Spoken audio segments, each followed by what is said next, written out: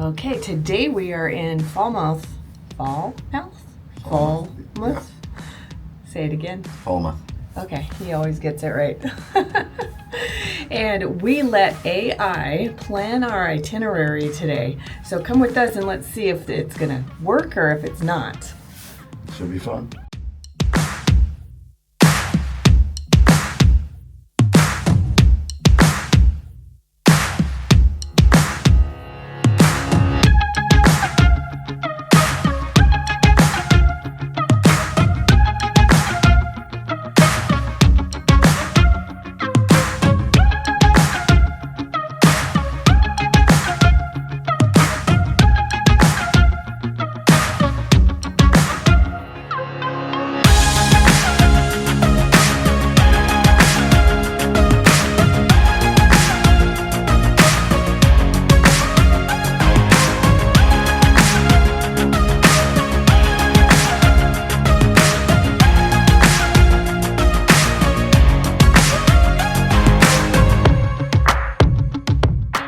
The first thing you need to know about Falmouth, the ship doesn't dock. It actually anchors out in the bay and you get to ride a tender. That's the little boat into shore.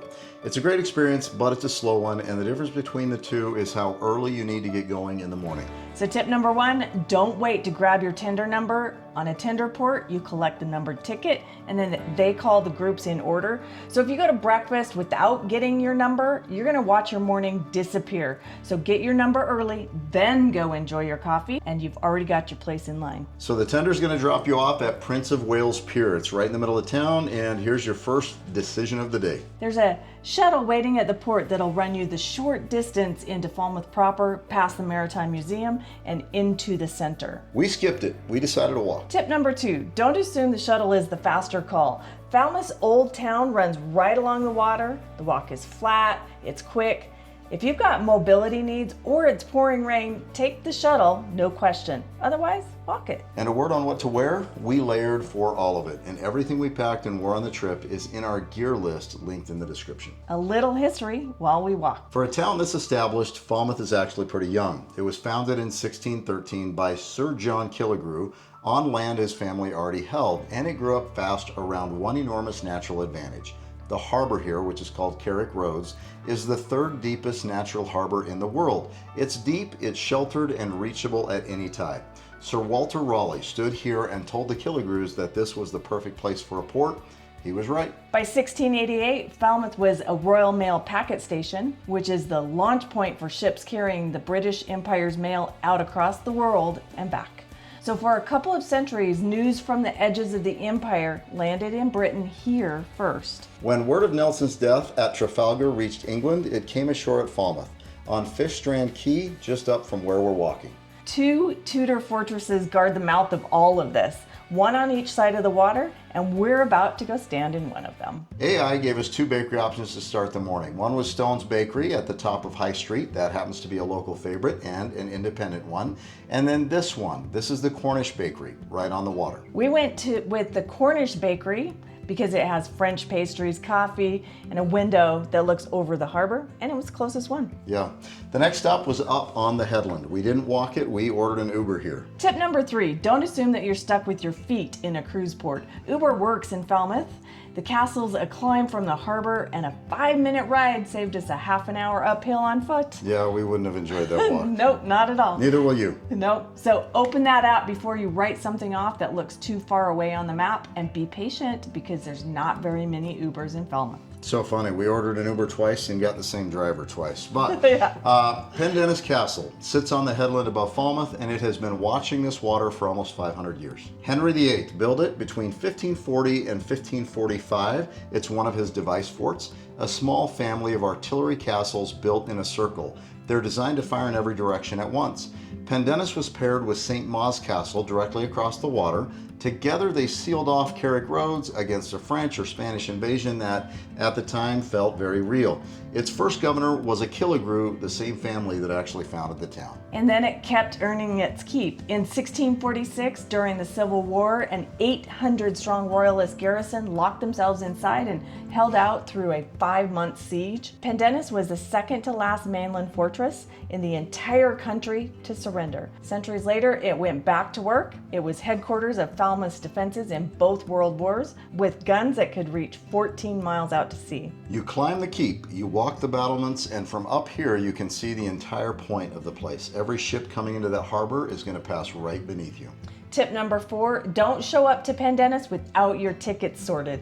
It's English heritage, so buy them online before you go. There's a link in the description, and you walk straight in instead of standing in line at the gate. There are volunteer-led talks and live gun demonstrations on certain days, so plan to spend at least an hour here. Up to this point, the AI route was a hit.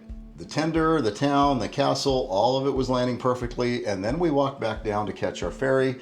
That's where things kind of fell apart. Yep. Okay, here we are at the St Mawes ferry. Yeah, we had to learn how to speak English because I thought it was Mawes this whole entire time. It is, it's just a little accent. Yeah, they have it, the accent is St Mawes.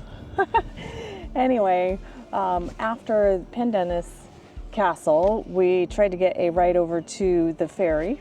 And the taxi driver stopped and talked to us and said, oh no, it's closed, it's closed. So the ferry was closed. So that made me nervous. We got online trying to find if we could get across on the ferry.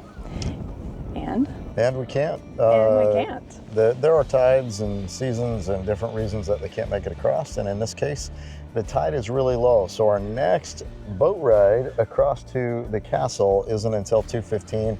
We have to unfortunately be on the boat by around 3:30, 4 o'clock. Not on the ship itself. On the tender. On the tender. On the tender. And so we probably won't have time to get over here today. Bummer.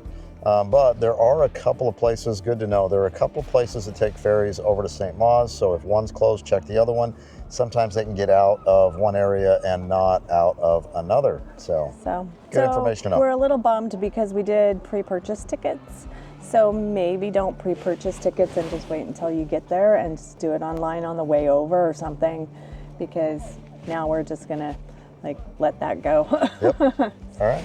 So we did what most of you would probably do. We put our phones away and we just walked Falmouth. And Falmouth, it turns out, is kind of a hard town to lose yourself in the afternoon. There wasn't a ton to do. Tell us in the comments what you would do with your afternoon. Would you go back to the ship or would you explore some more? Yeah, we explored. We found a Cornish creamery and we got ice cream. We tried proper clotted cream. And there was a tasting flight of Cornish liqueurs that we weren't expecting, and I wasn't going to say no to. Which one? She's given liqueurs, tasting liqueurs. I got to go have some of that. Okay. That looks awesome. Oh, it's so good. What do you think, hon? Wow. Creamy. Tip number 6, don't leave Cornwall without trying the clotted cream, and don't grab a sealed tub off the shelf and call it done. Find a place that makes its own fresh cream, sit down, have the real thing right there, because it's not even going to survive that trip home anyway. So what did you think of the cream? Ugh. Yeah, it's like a really rich butter. I'll let you guys try it. You'll have to let us know what you think. All right. Okay, so we've been told by several people that this is the place to go for fish and chips, that they're going to be the most fresh, and there is a huge line. So let's see it. Tip number 7, don't stand in the takeaway line if the restaurant's right there. The queue you see on the street is the takeaway queue. We walked into the sit-down restaurant and we're at the table within 15 minutes. We got fresh fish, a chair, and a view of the water, and no eating out of paper, standing up. It was the same kitchen, but a better seat. Yeah, for sure. Okay, I ordered cod, And I got fish bites. which is basically cod, but little one. Yep. Lots of chips. Chips, California. What And you I'm get? gonna drink a cider. What kind? It's a Rattler. A Okay. local cider. Okay. Then we'll see. Oh, I've got to have. Little vinegar. Gotta have the vinegar. Oh, that's so good.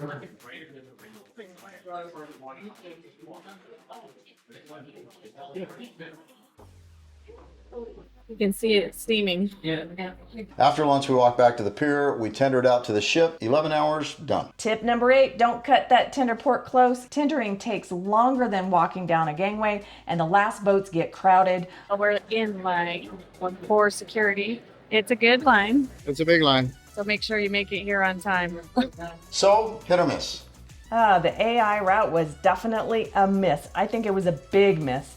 It got us a great morning, but then it sent us tickets in hand to that ferry dock, and they never flagged it. Yeah, couldn't see it. Okay, Yep. good to know. Well, the town saved the day. We actually enjoy ourselves. It's always fun to explore a new place.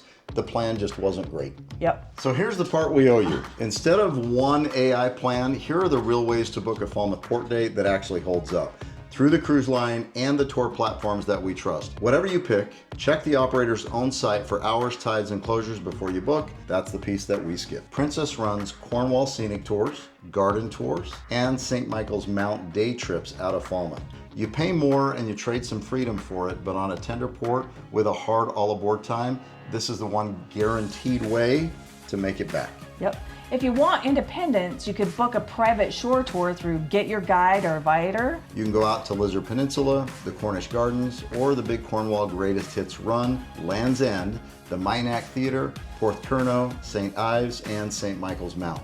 A private guide watches the clock, so you don't have to. Oh, one more. St. Michael's Mount. It's a tidal island castle that everybody wants to see. It was actually closed the day that we were there. It's a tidal causeway and it closes for weather, rough seas, and it's also closed on Saturdays.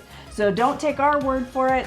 Don't take AI's word for it. Check the official St. Michael's Mount website every time before you build your day around it. So if you've made it this far, thank you. It means the world to us. So go ahead, hit that subscribe button and tap the notification bell so you never miss where we go next. Because in our next video, we're actually going to be taking you to Clotted. See you there.